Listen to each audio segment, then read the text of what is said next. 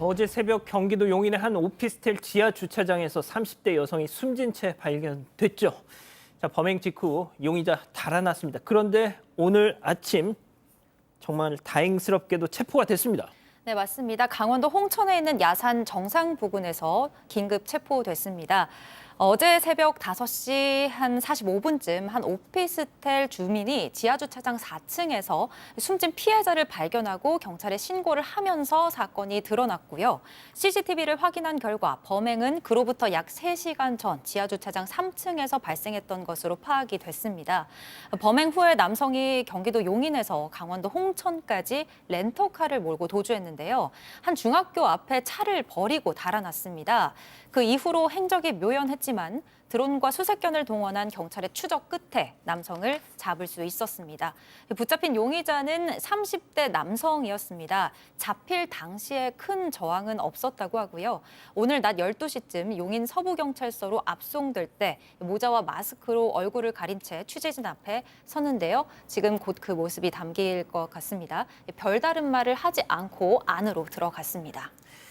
자, 저자가 타고 있던 차 안에서 흉기도 나오고 이런 게 좀 있었을까요? 예.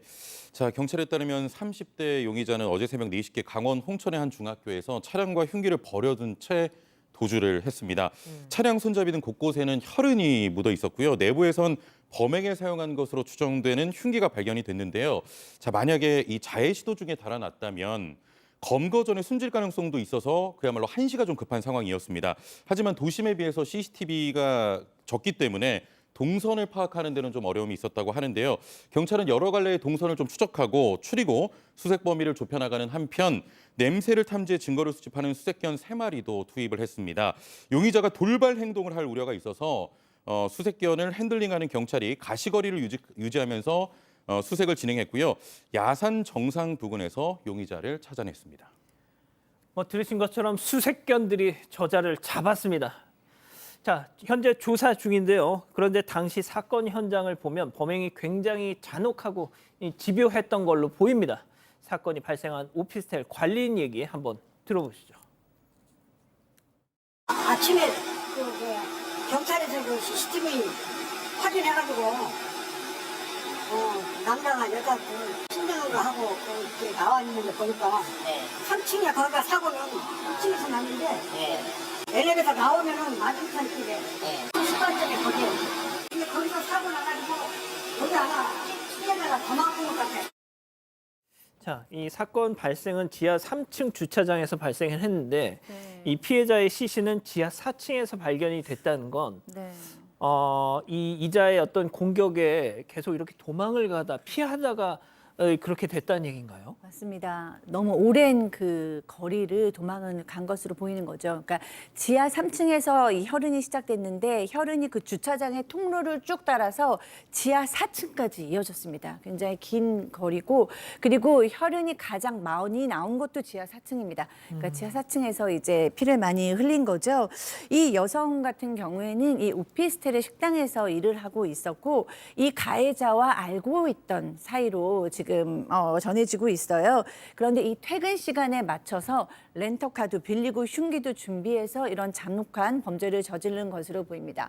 현재 국과수에 부검 의뢰된 상태입니다. 자, 제일 궁금한 건 범행 이유겠죠. 체크포인트 짚어봅니다. 보복 범죄라 무슨 앙심을 품고 저지른 범죄란 말인가요? 자, 가해자, 피해자의 두 사람 지인 관계였습니다. 놀랍게도 두 사람은 5월과 6월 쌍방이 서로가 범죄 피해를 당했다라고 신고를 했던 전력이 있었습니다. 남성은 이제 피해자가 운영하는 가게의 손님으로 찾아가서 지난 5월 달에 피해자가 남성한테 성범죄 당했다, 강간미수 당했다라고 신고한, 그러니까 여성이 남성을 신고한 이력이 있고요. 근데 이 조사 과정에서 남성은 아니다, 성매매라고 계속 주장을 했던 것 같아요. 그러면서 6월에 돼서는 남성 자체가 이 피해자를 내가 성매매 저질렀기 때문에 이 피해자도 처벌 좀 해달라, 불법 성매매 업을 했다라고 요청을 했던 걸로 보입니다. 아마 이 갈등이 있었던 걸로 보고 경찰은 남성이 이 가해자가 앙심을 품고 보복 범죄한 것으로 무게를 두고 수사를 하고 있습니다.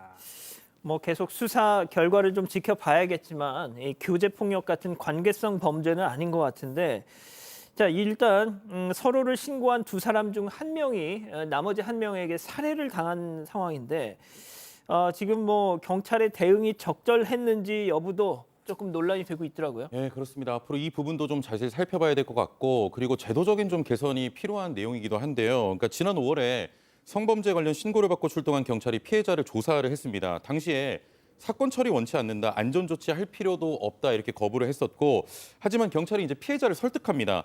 조사를 받을 것을 권했고, 며칠 뒤에 통역과와 함께 피해자를 조사해서 남성을 피해자로 입건을 했는데요. 경찰은 이때도 피해자에게 안전장비 지급 등 보호 조치를 권했습니다만 피해자가 원치 않는다며 또 거부를 했다고 합니다.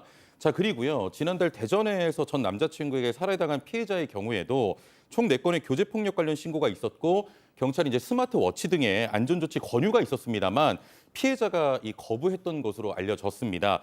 이에 대해서 유족은 가족에게라도 좀 알렸다면 혼자 두지 않고 막을 수 있었을 텐데 너무나 좀 안타깝다, 이런 입장을 또 전했는데요. 이번 사건이 뭐 교제에 관련된 사건은 아닙니다만 경찰의 안전 조치를 이 피해자가 거부하면 강제할 수 없다는 점에서 이 매번 좀 반복되고 있거든요. 이런 부분은 제도적 개선 마련이 좀 필요해 보입니다.